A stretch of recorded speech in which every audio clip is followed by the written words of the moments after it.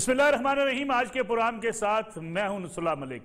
नाज़रीन, पूरी पाकिस्तानी कौम को नया साल मुबारक हो। और इस नए साल में भी पाकिस्तानी कौम के लिए जहां उम्मीदें होनी चाहिए, जहां खुशखबरियां होनी चाहिए, वहां शायद सियासी बहरान की खबरें आज भी सुनने को मिल रही हैं।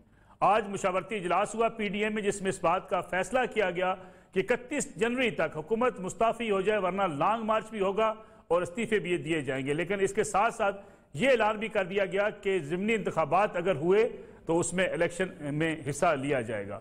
इसके साथ साथ वज़ीर-ए-आज़म इमरान खान ने भी एक बार फिर अपने मौक़िफ़ को दोहराया कि वो किसी सूरत किसी को NRO देने को तैयार नहीं है। साथ खुशखबरी सुनाई कि बरामदात में इजाफा हुआ है और मुल्क की इकानमी अब बेहतर डगर पर चल सकती है। इसके साथ साथ सियासी बेचैनी खासी बढ़ती चली जा रही है।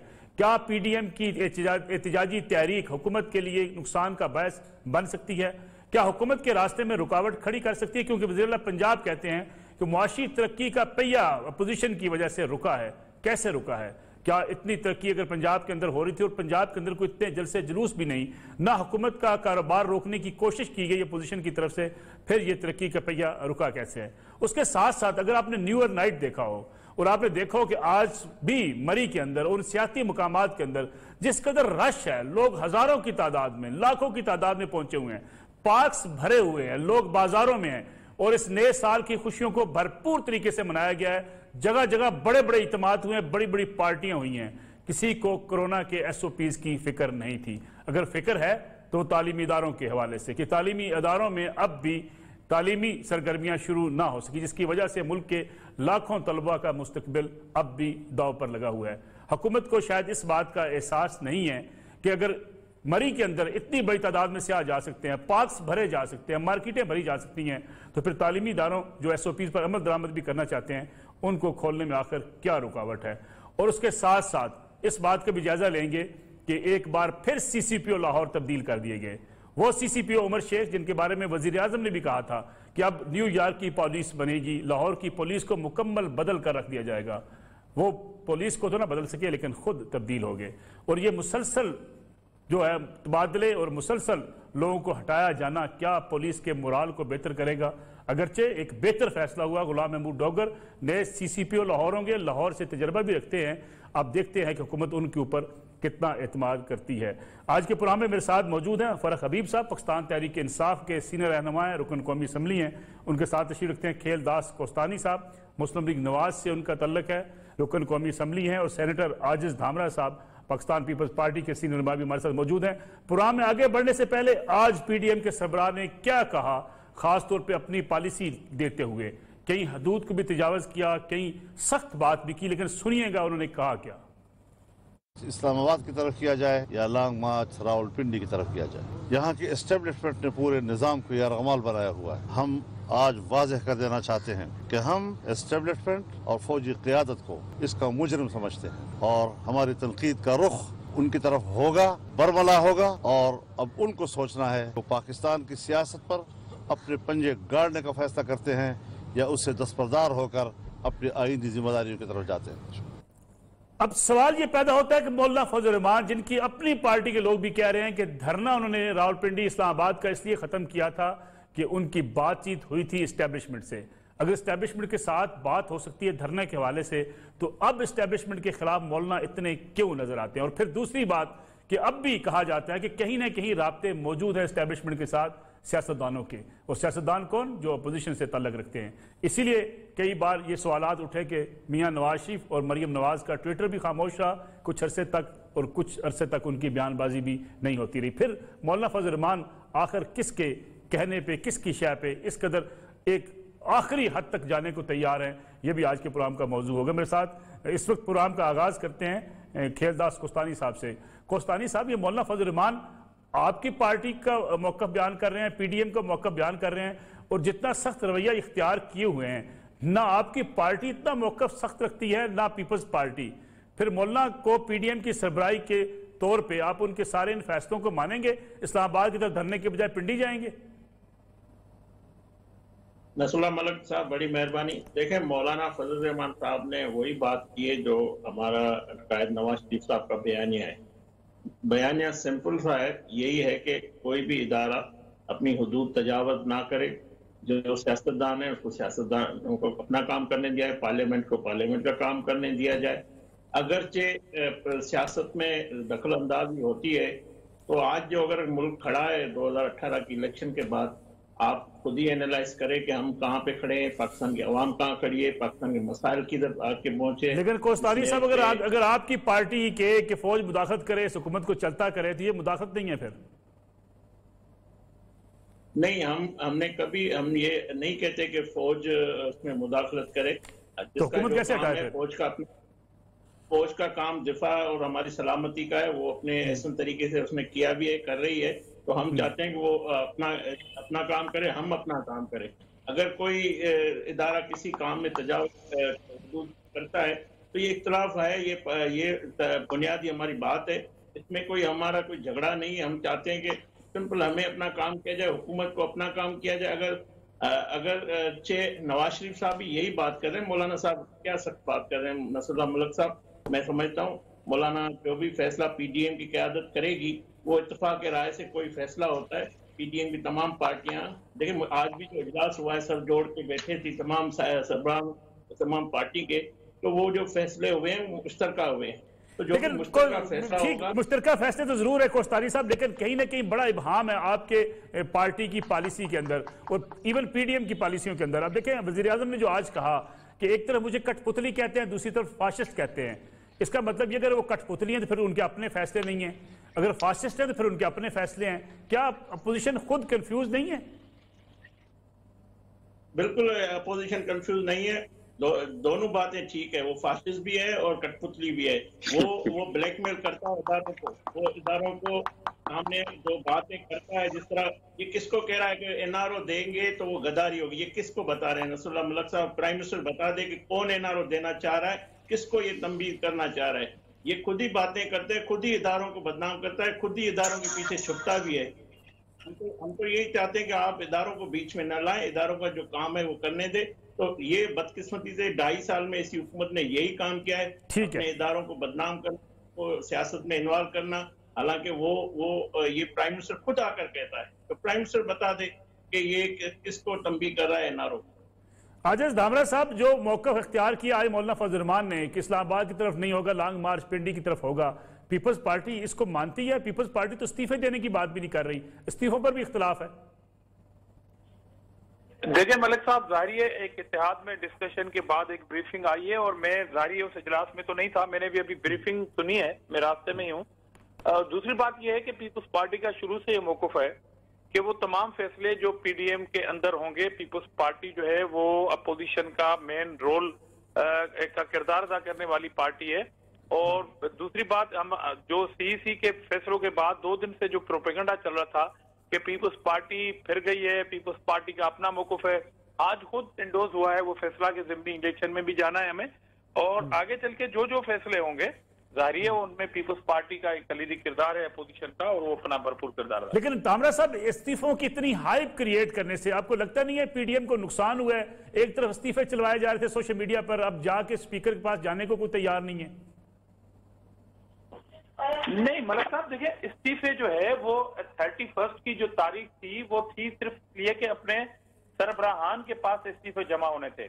स्पीकर के पास इस्तीफे कब जाएंगे ये अपनी हिकमत अमली है पीडीएम की, और पीडीएम ने उसकी तारीख का ऐलान नहीं किया था, ये मीडिया में चल रहा था। और दूसरा तो हुकूमती जो तर्जुमान थे, जो खुद साख्ता तर्जुमान पीडीएम के बन गए, पीपल्स पार्टी के बन रहे थे, पीएमएलएन के बन रहे थे, और जितनी भी गुफ्तगू हुई वो हुकूमती साइड से हुई, और हुकूमती वुज़रा ने अपना सारा सरकारी काम छोड़ के वो पीडीएम की पॉलिसियों पे बात करते रहे। अब 2 दिन से आप देख रहे हैं कि वो शख्स जो मुल्क की खारजा पॉलिसी का उसको पता नहीं है, वो पीडीएम की पॉलिसी पे बात कर रहे हैं। इट मीन्स के वजीरों को अब कोई काम नहीं है कि वो ये पेशन गोइयां करते रहे, और नजूमियों की हुकूमत लग रही थी हमें 2 दिन से। तो पीडीएम की अपनी पॉलिसी है, डिस्कशन होगी, और जो डेट होगी हमारी, हम अपने पत्ते खुद से खेलेंगे।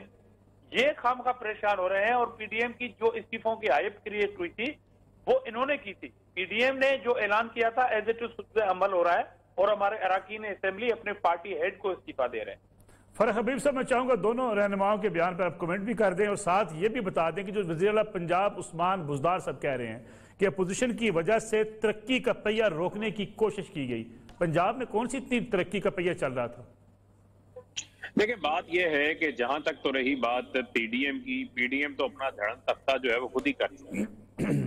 आपको मैं सिर्फ ये बताए देता हूं कि लाहौर जलसे से पहले 8 दिसंबर को लाहौर के अंदर इनका इजलास होता है। वहां पर ये फैसले करते हैं कि हम इस्तीफे देंगे और लाहौर जलसा जो है वो आर पार होगा। उसके बाद आपने देखा ना आर हुआ ना पार हुआ, लेकिन सारी पीडीएम जो है वो खवार जरूर हुई। और मामला ये है कि 31 दिसंबर गुजर गई, इस्तीफे स्पीकर तक नहीं पहुंच सके। और इस्तीफे देने वाले जो हैं, जो कहते थे किसी इलेक्शन का हमने हिस्सा नहीं बनना, इलेक्शनों में धांधली हो रही है, इलेक्शनों जो है वो फ्री एंड फेयर नहीं हो रहे, अब वो ज़िमनी इंतखाबात लड़ने जा रहे हैं। तो इसी तरीके से कल को जो है वो ये सेनेट का इलेक्शन भी लड़ने जाएंगे। और सिर्फ जो इनका मसला है, अपोजिशन तो खुद एक दूसरे की अपोजिशन बनी हुई है। देखें ना, फजल रहमान साहब लड़काना जलसे में नहीं गए, बिलावल आज जो है वो उन्होंने रायवेंड आना पसंद नहीं किया। तो कहीं ना कहीं जो है वो दूरियां बढ़ती नजर तो आ रही हैं। अब ये उसको कवर अप करें तो वो एक अलग बात है। दूसरी बात ये है कि जो कहते हैं कि हम लॉन्ग मार्च करेंगे, लॉन्ग मार्च का तो शौक उन्होंने पहले भी पूरा किया था। और यही रियासती मुखालफ बयानिया जो है वो पीडीएम को अवाम के अंदर गैर मकबूल करता जा रहा है। इनकी अवाम में कोई मकबूलियत नहीं है। इंतखाबात के अंदर ये मुस्तरद हुए हैं। ये शिकस्त खुर्दा टोला है जो इंतखाबात में जिनको बुरी तरह शिकस्त हुई, अब ये चाहते हैं कि किसी तरह हम निजाम को लपेटे। ये जमहूरियत को मजबूत करने नहीं निकले, ये जमहूरियत को कमजोर करने निकले हैं। आप ये बताएं कि यही चेहरे थे जो कहते थे सड़कों पे फैसले नहीं होते, फैसले पार्लियामान में होते हैं। आज ये लॉन्ग मार्च की बातें करते हैं, आज ये जो है वो पार्लियामेंट को कमजोर करने की बात करते हैं। मुझे आप ये बताएं ना, 2013 के इंतखाबात में आसिफ अली जरदारी ने कहा था ये आरओ इलेक्शन है, पीएमएलएन ने कहा था सिंध में धांधली हुई है, फजल रहमान ने कहा था धांधली हुई है। उसके बाद इक्तदार की बंदरबांट हो गई, धांधली खत्म हो गई, कोई एहतजाज नहीं हुआ, कोई जो है वो मामला आगे नहीं बढ़ा।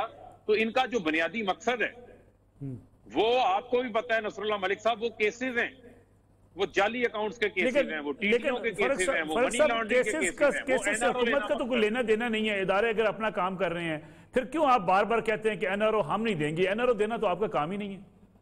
एक मिनट मलिक साहब, बात यह है कि आपने बड़ा मासूमाना सवाल किया, लेकिन आप इतने मासूम नहीं। आप शहर लाहौर में आपने सारी जिंदगी जो है वो सहाफत की है।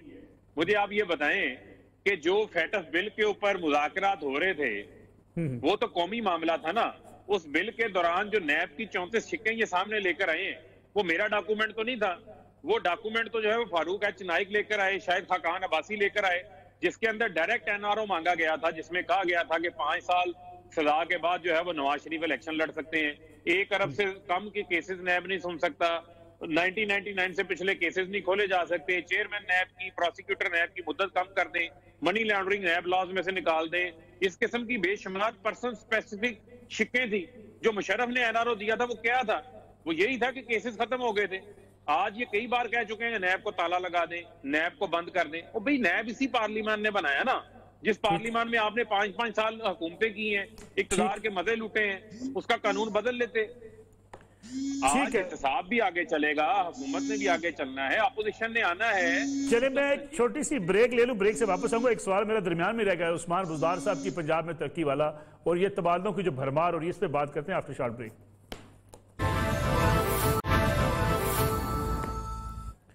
पुरा में एक बार फिर खुश आमदीद। खेलदास कोस्तानी साहब 47% मुस्तकबिल के हवाले से, पाकिस्तान के मुस्तकबिल के हवाले से लोग हुकूमत की कारकर्दगी पर भी बेहतरी की उम्मीद रखते हैं। ये वही गैलप का सर्वे है जो आपके हवाले से आया करता था और आप बड़े इसके डंके बजाया करते थे।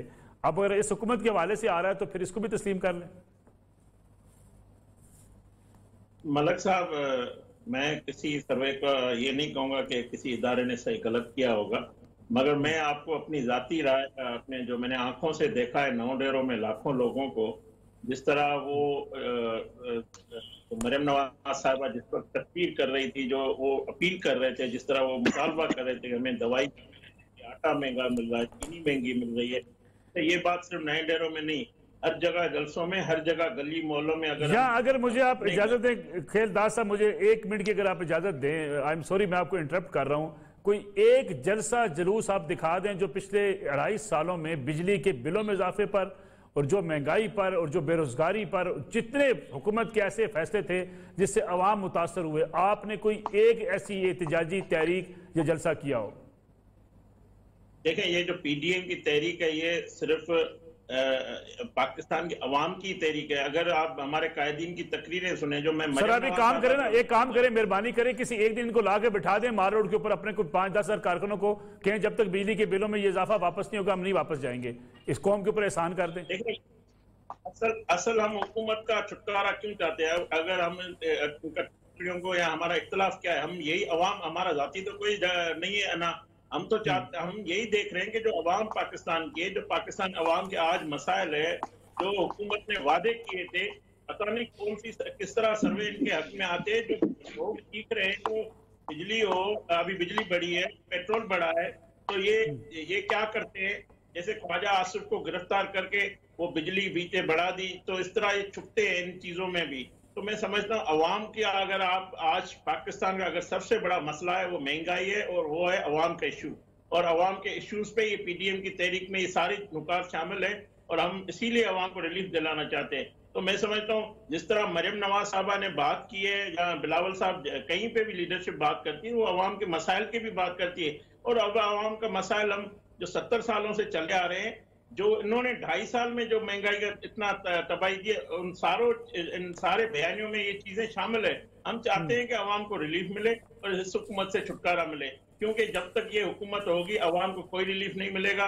अवाम इसी तरह आगे भी जो है लोग जिस तरह, अब तो आप देखें ना, जो नेब इनका है, नेब गर्दी जो है, उनको लोगों की जानों तक ये आके, पहले तो पुलिस पे ये इल्जाम होते थे, अब पंजाब पुलिस का आपने जिक्र किया, 5 आईजी तब्दील किए, यही कहता था शख्स कि मैं पुलिस को बदलूंगा, पंजाब पुलिस को तो नहीं बदल सका, इसने इतनी तबाही बदतरीन गवर्नेंस की है और एक ऐसा नायल शख्स पंजाब पे मुसल्लत किया है। मैं समझता हूँ उनको, पंजाब की जो 10 करोड़ आवाम है उनको नवाज शरीफ को वोट देने की सजा दे रहा है ये शख्स। और जिस तरह ये बुजदार साहब बैठ के, और जो आज लाहौर का कचरा जिस तुर्की की कंपनियां उठाती थी, किस तरह उनका इंतकाम ले रहे हैं, किस तरह उसका सत्यानाश कर दिया उस खूबसूरत शहर का। तो मैं समझता हूँ इससे हम तो यही हमारा बयान है, हम यही बात करते हैं, और आप अभी भी मैं यही बात कर रहा हूँ, मैं अपनी कोई बात नहीं कर रहा, अपने केसेस की बात नहीं कर रहा। मैं हमारा अपोजिशन लीडर इस वक्त जेल में है, हमारा पंजाब का अपोजिशन लीडर जेल में है। वो यही तो कह रहे हैं ना, यही तो फर्क हबीब साहब कह रहे हैं कि उनके खिलाफ मुकदमात हैं, एफएटीएफ के मौके पे आप पे वही रिलीफ लेने के लिए आपने तरामीम सामने रख दी, यही तो एनआरओ के हवाले से आपके ऊपर इल्जाम लगता है। मैं बताऊं, इस हुकूमत, अगर ये जमहूरी हुकूमत होगी, अगर प्रोसेस से आती तो ये खुद ही बात करते, जो फेटअप का था, एस्टेब्लिशमेंट को बीच में आना नहीं था। हर कौमी मामले पे एस्टेब्लिशमेंट आके हमसे बात क्यों करती है? क्योंकि ये नालायक है, इनके साथ ये बात करने के, जब जाहिर है जब मुल्क का मामला आता है तो हम एस्टेब्लिशमेंट के साथ भी बैठ जाते हैं, जब कौमी इशू होते हैं तो ये कौमी इशूज पे भी यही नहीं बात कर सकते। मैं समझता हूँ इससे ज्यादा नालायकी क्या हो सकती है?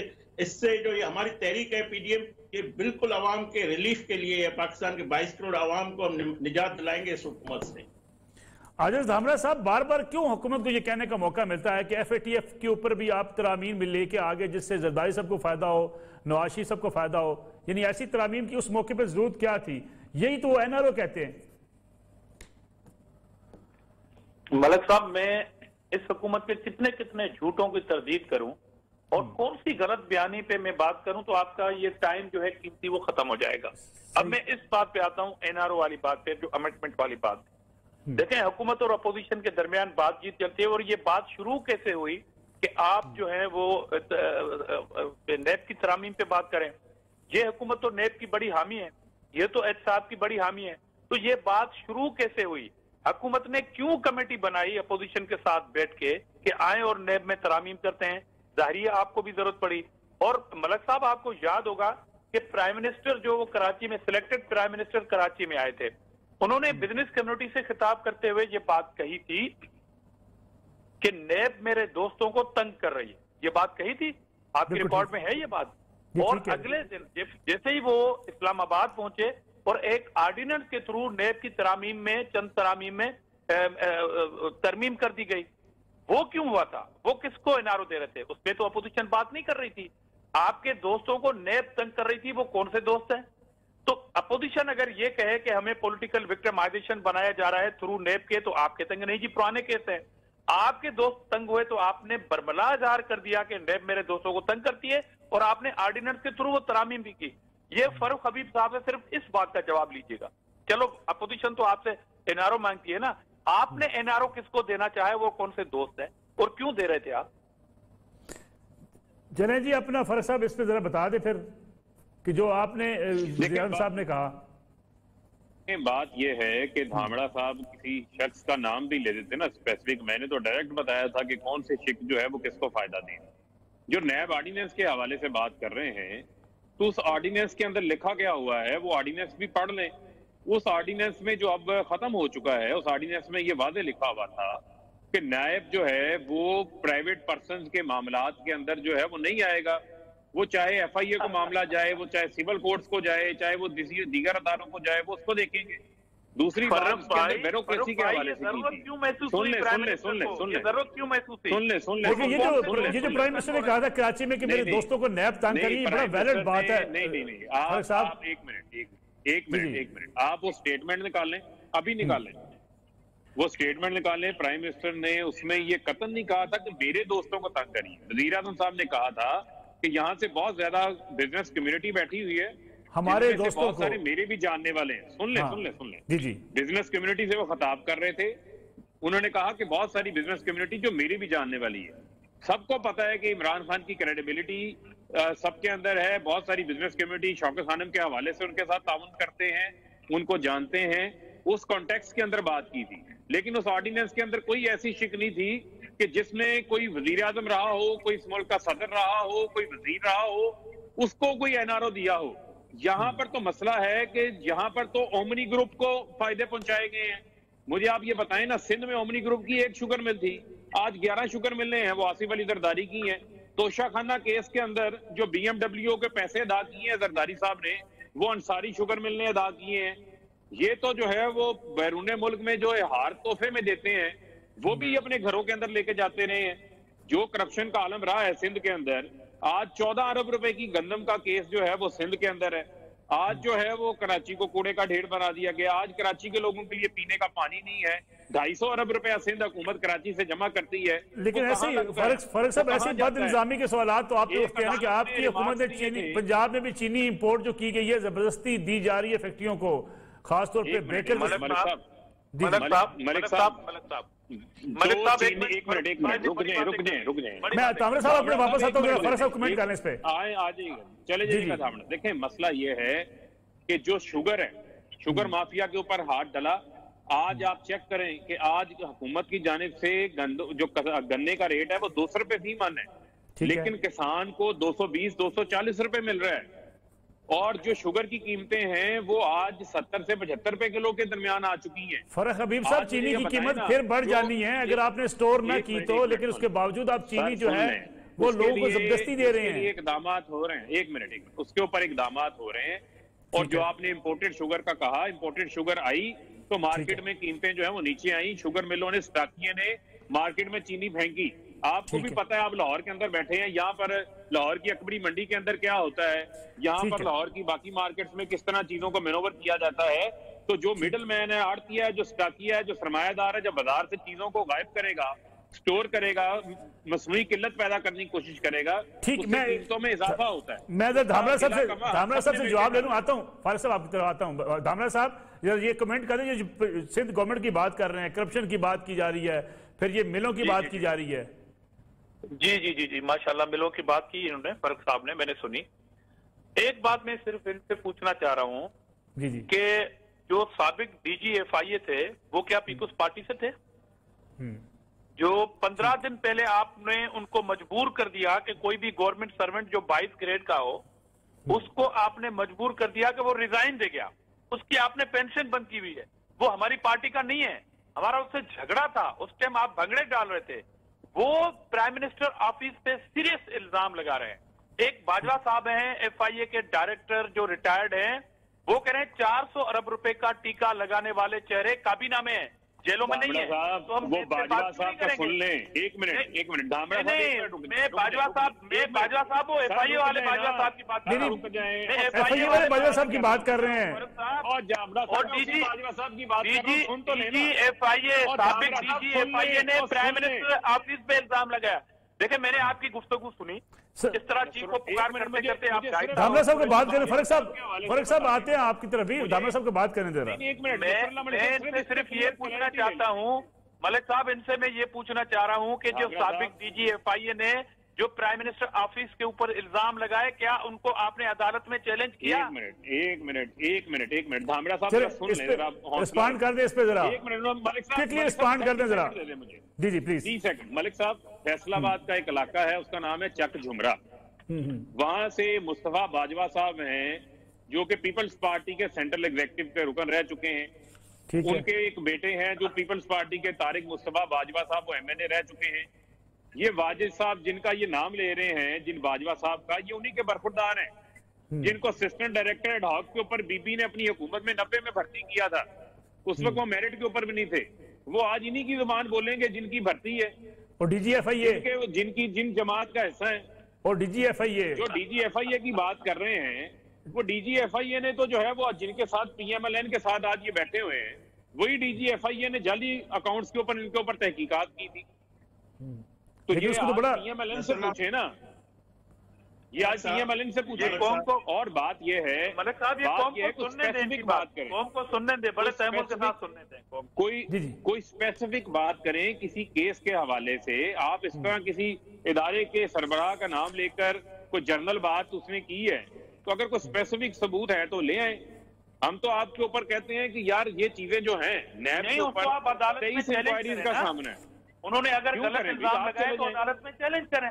आप तो थोड़ी बात आया था, हम एक मिनट आप तो थोड़ी बात पे अदालत में चले जाते हैं ना। वो जब सामने आएगा तो चले जाएंगे, आप भी चले जाएं।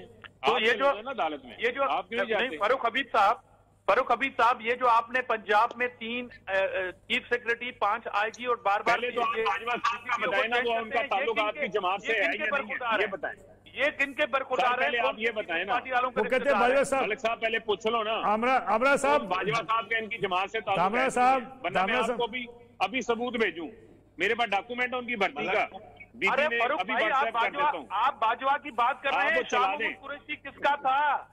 शाह महमूद कुरैशी किसका था? हाफिज शेख यार आपका, मैं तो अफसर की बात कर रहा हूँ, छोड़े इस बात। एडवाइजर हैं ये किसके थे? आपकी काबीना सारी उधारी है यार, निकाल दे सबको आप। मलिक साहब, कहीं ना कहीं तो वो हमारे थे ना। जी खेलदार साहब, और आपकी जमात के अंदर भी बहुत लोग इधर उधर से आके बैठे हुए हैं। सिंध के अंदर आप देख लें, कोई काफ लीग में था, फंक्शनल लीग में था, कहाँ से बैठे हुए हैं लोग। आप तो सो कॉल्ड क्रेडिबल है। चले खेलदार साहब को भी रबानी घर जो है, आप तो दावा करते हैं क्रेडिबिलिटी की, सामने आप क्रेडिबिलिटी में दावा करते हैं। आपकी क्रेडिबिलिटी पे तो कौम को शर्म आती है। ये सो कॉल्ड क्रेडिबिलिटी जो है, बात तो आप करते थे। आप हमारे चले खेलदास कोस्तानी साहब, आपकी पार्टी फिर क्या कर रही है? ये जो सारे इल्जामात तो आपकी पार्टी के ऊपर ज्यादा हैं कि आप लोग चाहते हैं कि मियां साहब को जो है 5 साल बाद इलेक्शन में हिस्सा लेने की इजाजत मिले। देखिए मलिक साहब, ये जो फर्क भाई मेरे लिए बहुत मोहतरम है, मेरे दोस्त हैं, ये जो बात कर रहे हैं बशीर मेमन के हवाले से। देखो, जब हम PMLN ये बार बार कहती है कि ये इदारों को इस्तेमाल कर रहे हैं हमारे सियासी इंतकाम, और मेमन साहब को तो PTI भी बड़े बयानदार कहती रही है, पता है आपको। बशीर मेमन का इंटरव्यू रिकॉर्ड पे वो इस वक्त मौजूद है। उन्होंने कहा कि इमरान खान साहब ने, प्राइम मिनिस्टर ने मुझे बुलाया और कहा कि ख्वाजा आसिफ पे आर्टिकल 6 लगाएं। तो ये हद है इनकी इंतकाम की, और इन्होंने कहा कि आप झूठे केसेस बनाएं। इससे ज्यादा हमारे बयानी की और तकवीद क्या होगी कि किस तरह ये एक DGFIA को इस्तेमाल करना चाहते। जब उन्होंने इनकार कर दिया, वो ईमानदार ऑफिसर है, उन्होंने जब इनकार कर दिया, उन्होंने इसके हुकूमत के वजीर आजम के जो हुक्म था उसको ना माना, तो फिर उसकी तनख्वाह बंद की गई। फिर उसको ईमानदार तो PTI भी मानती थी खेलदार साहब, उसको उनको ईमानदार तो PTI भी कहती रही है। नहीं, ईमानदार कहती है तो फिर ईमानदार को आजाद काम करने देना। उनको ये कौन हक देता है? प्राइम मिनिस्टर आइन देता है, ना कानून देता है कि प्राइम मिनिस्टर जिस तरह कहे आप किसी इदारे के सरबराह को। जिस तरह इन्होंने नेब के चेयरमैन की वीडियो बनाई और वो वीडियो जारी करवाई, फिर उससे आप तक काम ले रहे हैं और नेब को इस्तेमाल कर रहे। किस तोते की तरह नेब इस्तेमाल इनके हाथों में है, वो बोलती है। तो मैं समझता हूँ ये इससे ज्यादा और क्या। अब बदकिस्मती ये कि हमारी बात को, हमारे जो बात हम रखते हैं उसको सब तमाम इदारे खामोश है। इस इंतकाम में सुप्रीम कोर्ट भी खामोश है। मैं कहता हूं सो मोटो होना चाहिए था बशीर कुरैशी के इंटरव्यू में, उसको बुलाना चाहिए था। कोस्टारी साहब एक छोटी सी ब्रेक, कमर्शियल ब्रेक शामिल कर लें, वापस आएंगे तो बात करेंगे पंजाब में फिर पुलिस के तबादले, क्या पुलिस की कारकर्दगी बेहतर होगी, उसके साथ साथ कोरोना बड़ी बड़ी मार्केटों में, बड़े बड़े सियाती मकामात पे तो लोगों को नहीं लगता लेकिन स्कूलों और कॉलेजों में लगता है, ऐसा क्यों? इस पर बात करते हैं आफ्टर शॉर्ट ब्रेक।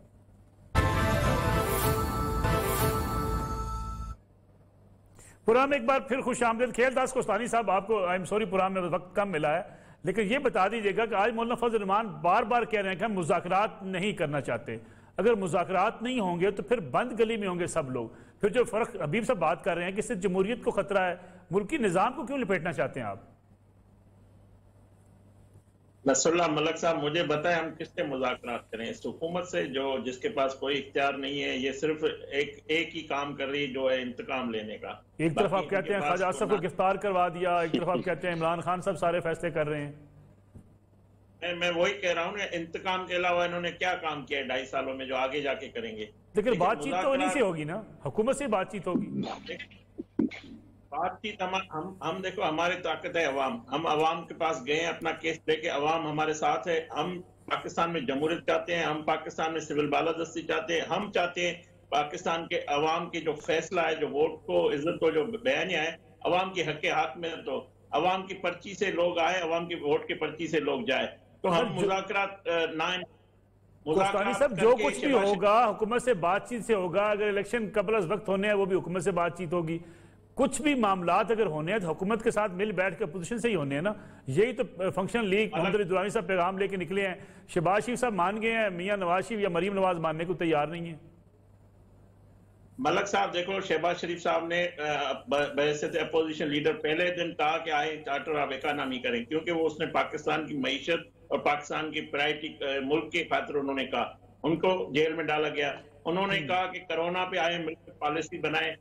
इनको शक लगा कि शहबाज शरीफ वजीर आजम बनने आया है, तो इन्होंने फिर दोबारा शहबाज शरीफ को अंदर जेल में डाल दिया। तो ये इनका इदारों पे एतमाद नहीं है। ये समझते कि एस्टेब्लिशमेंट कोई शहबाज शरीफ से बातचीत कर रही है। पहली बात यह कि कायद नवाज शरीफ, शहबाज शरीफ, मरीम नवाज, बयान हमारा एक है। हम हमारी पार्टी में इत्तेफाक राय है, हमारे फैसले मुश्तरका है। कोई हमारे ये 30 साल से कोशिश की जा रही है, ख्वाहिश थी, इन्होंने कहा शीन निकलेगा, तो ये शीन कहाँ गया? ये साल भी गुजर गया। तो बात ये कि ना शीन है, ना PMLN मुनज़्ज़म है, और नवाज शरीफ साहब। लेकिन ये तो आप भी जानते हैं ना कोस्तानी साहब, शीन तो नहीं निकला, लेकिन पार्टी के अंदर ये दो राय तो मौजूद हैं कि बातचीत करनी चाहिए और एक गिरोह कहता है बातचीत नहीं करनी चाहिए। देखें, हम एक जमहूरी पार्टी है। जमहूरी पार्टी में किसी मेंबर की, किसी रुकन की राय हो सकती है। हम किसी में कदम नहीं लगा सकते, हम नहीं है, तो ये राय होती है, मगर फैसला इत्तेफाक से हम करते हैं। अब PMLN का मामला भी अकेले का नहीं है। अब PDM के सरबराह तमाम एक पेज पे है, वो सारा फैसला करेगी। अब हम इस प्लेटफॉर्म से कर रहे हैं अपनी। आजिज धामरा साहब, मुज़ाकरात तो बिलाखिर होने ही हैं। क्यों PDM मुज़ाकरात नहीं करना चाहती और हर बार ये इंडिया क्यों दिया जा रहा है मुज़ाकरात नहीं करेंगे? देखिए, कम से कम कठपुतली से मुज़ाकरात नहीं हो सकते। जिसके बस में खुद कोई चीज ना हो, जिसकी ड्यूटी सिर्फ ये हो कि आपको डेली टीवी पे आना है, जिनके अपने अपने तर्जुमानों की फौज भर्ती की हुई हो, जो सिर्फ अपना काम छोड़ के, बिजली बढ़ रही है, पेट्रोल बढ़ रहा है, इनको कोई फिक्र नहीं है, कोई फिक्र नहीं है इनको। ये सिर्फ PDM की सियासत पे दिलचस्पी ले रहे हैं। अरे भाई, PDM अगर अवाम से मुस्तरद की हुई इत्तेहाद है तो आप परेशान क्यों हैं? आप टीवी पे आके अपनी वजारतों के रिफॉर्म्स बताएं, आपकी हुकूमतों के जो रिफॉर्म्स हैं वो बताएं। कीमतें तो बढ़ रही हैं, महंगाई के जिन को काबू नहीं किया है। तो फिर मुज़ाकरात किससे करेंगे धामरा साहब? अगर मौजूदा हुकूमत से नहीं करने तो किससे करने हैं? हेलो धामरा साहब, फिर मुज़ाकरात किससे करने हैं अगर मौजूदा हुकूमत से नहीं करने? तो देखें, रेफरी जो होता है ना, रेफरी होता है। और दूसरी बात यह है कि बहुत सारे ऐसे लोग इस मुल्क में मौजूद हैं जो बीच में आके ये बात कर सकते हैं कि कौम को छुटकारा किस तरह दिलाया जाए, क्योंकि ये जो सुनामी, तबाही वाली सुनामी जो आई है, इनके जो मुंह में एक सुनामी लफ्ज था, जो इंसानी जिंदगियों के लिए एक तबाहकुन चीज होती है सुनामी, वो तो सुनामी में डूब रही है कौम, तो कौम को बचाने के लिए इमरान खान साहब एम्पायर की बात करते थे, आप एतराज करते थे, आप रेफरी मांग रहे हैं जी। इमरान खान साहब जब बात करते थे एम्पायर की, आप उस पर एतराज करते थे, आप रेफरी मांग रहे हैं। मैं तो रेफरी की बात नहीं कर रहा। मैंने कहा कि पीडीएम मैदान में मौजूद है, अवाम के साथ हम मौजूद है। अभी जो रिसेंटली जलसा हुआ है लाड़काना में हमारा, उसके अवाम की शिरकत सिर्फ एक पार्टी की देख सकते हैं। तो एम्पायर हमारा अवाम है, हमारा अवाम है, और एनआरओ हमारा अवाम के साथ हो चुका है। इसलिए इनके साथ ये ना उम्मीद रखें, और ये जितना भी इंतकाम है, जितना भी झूठ है, ये सिर्फ हमें मजबूर किया जा रहा है कि हम इनसे एनआरओ करें, मगर हम इनसे एनआरओ इसलिए नहीं करेंगे कि ये सिलेक्टेड है, कठपुतली है। जनाब फरख हबीब साहब, सीसीपीओ एक बार फिर तब्दील हुए, पुलिस रिफॉर्म्स बहुत पीछे रह गई। उमर शेख न्यूयॉर्क पुलिस बनाने आए थे, वो भी चले गए। हो क्या रहा है पीटीआई? मलक साहब आखिरी बात, मेरे ख्याल में वो सीसीपीओ का जरा वो निकाले नादराबाद से, कहीं ऐसा तो नहीं है कि वो पीपल्स पार्टी के किसी रहनुमा का कोई रिश्तेदार हो पीछे से, इसलिए आईजी भी तब्दील हो रहे हैं और ये सारे तब्दील हो रहे हैं। जी फरख हबीब साहब, वो इसलिए वजीर आजम का जो बेनोई का प्लाट नहीं खाली हो रहा है।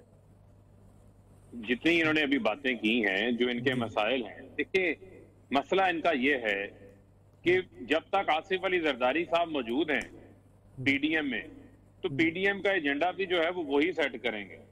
आप देखें पीपल्स पार्टी ने फैसला किया ज़िमनी इंतखाबात लड़ेंगे, ज़िमनी इंतखाबात लड़ने चले गए। अब तो अपोजिशन बंद गली में शामिल है। ठीक है, अब मैं तो इनको क्या कहूं कि जो ये बात कह रहे थे वो उस बात के ऊपर आज खुद नहीं खड़े। इनके अपने मेंबरान के इस्तीफे स्पीकर के पास पहुंच जाते हैं, बाद में वो वेरीफाई करवाने नहीं जाते। वो कहते हैं जी इंटरनेट से डाउनलोड हो गए, पता नहीं खुद उड़ के स्पीकर के चैम्बर में पहुंच गए।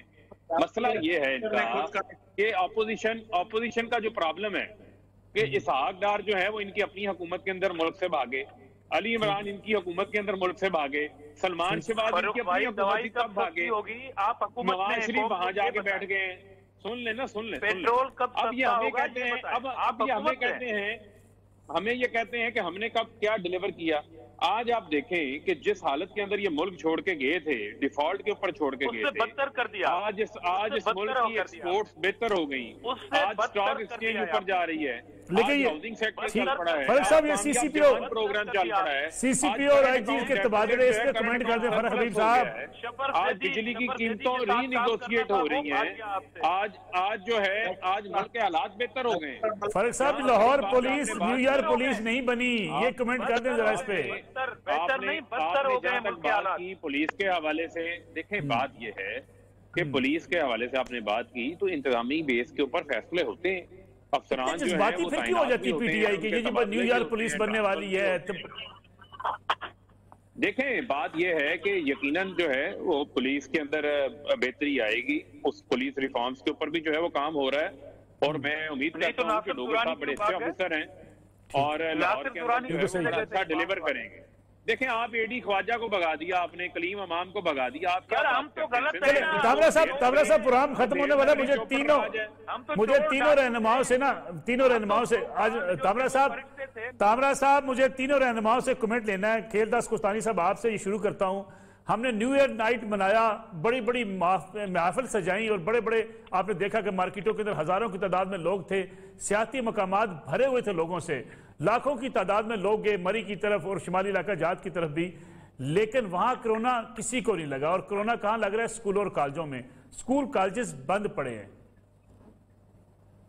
बिल्कुल आपका वैलिड सवाल है, मगर दूसरी बात आपको ये बता दूं, इनको कोरोना अपोजिशन के जलसों में भी नजर आता है। एफआईआर कितनी हजारों एफआईआर काटी गई है, और भावलपुर में मरियम नवाज 3 तारीख को आ रही है, पीडीएम की रैली है, उस पर भी इन्होंने लेटर जारी कर दिए कि आप रैली नहीं निकाल सकते। तो ये एक भाई आप भी कहते थे कोरोना है लॉकडाउन लगाओ, आप लोग नहीं तो लॉकडाउन लगाओ, लॉकडाउन नहीं लगाते। अब आप सुन नहीं करते थे। ये तो आपके अपने कोलो फेल में तजाद है ना। धामरा साहब कोलो फेल में तजाद। धामरा साहब सिंध हुकूमत को नहीं ये एहसास कि इतनी तकरीबात होगी न्यू नाइट पे, लेकिन स्कूल कॉलेजेस भी खोल दी जानी चाहिए। पूरी कोशिश की गई कि ये जो कंट्रोल करने के लिए, मगर छोटे छोटे बच्चे हैं सारी, उनका ख्याल रखना पड़ता है। और जब तक वजीर आजम खुद जो अभी कोरोना कर रहे हैं मास्क नहीं पहनेंगे, ये क्या मैसेज देना चाहते हैं कौम को? मतलब ये इंतहा है कि ढिठाई की कि आप बगैर मास्क के चलें और आप अपोजिशन को कहें कि मैं वजीर आजम पे बात करते हैं, वजीर आजम तो मास्क पहनते हैं, आप तो कभी जलसे कर रहे हैं। वजीर आजम तो मुनाफकत कर रहे हैं ना, मुनाफकत कर रहे हैं आप, मुनाफकत कर रहे हैं कोरोना पे, मुनाफकत कर रहे हैं आप मुनाफकत कर रहे हैं बगैर मास्क के घूमते हैं, अपोजिशन पे केस बनाते हैं, आप अपोजिशन को जलसे नहीं करने देते, आप तो मुनाफकत ही मुनाफकत 2.5 साल गुजर गए मुनाफकत पे, सिंध में झूठ और मुनाफकत 2.5 साल गुजार दिए आपने। हबीब साहब, फारूक साहब, ये स्कूलों कॉलेजों के हवाले से कोई ऐसी पॉलिसी नहीं होनी चाहिए थी कि जब इतनी बड़ी तकरीबात आप इस मुल्क में करने देते हैं, शादियां भी हो रही हैं जी, रेस्टोरेंट भी खुले हुए हैं, स्कूल कॉलेज क्यों नहीं खुले? देखें, हमने अपोजिशन से यही गुजारिश की है कि आप जो हैं कोरोना के हालात के दौरान जहां पर स्कूल बंद हैं, SOPs का अमल दरामद हो रहा है, सिंध हुकूमत ने खुद SOPs लागू किए हुए हैं, लेकिन वहां पर ये जलसे जुलूस कर रहे हैं। अब स्कूलों के हवाले से 4 तारीख को इजलास होगा, उसके अंदर तमाम वजीर तालीम शामिल होंगे, उसका जायजा लेंगे, जायजा लेके उसके ऊपर फैसला कर लेंगे। बहुत बहुत शुक्रिया फारूक हबीब साहब। खेलदास कोस्तानी साहब हमारे साथ मौजूद थे, आज दामना साहब हमारे साथ मौजूद थे। नाज़रीन, ये आज का प्रोग्राम था, इंशाअल्लाह कल आपकी खिदमत में दोबारा हाजिर होंगे। इजाज़त दीजिए, अल्लाह हाफिज़।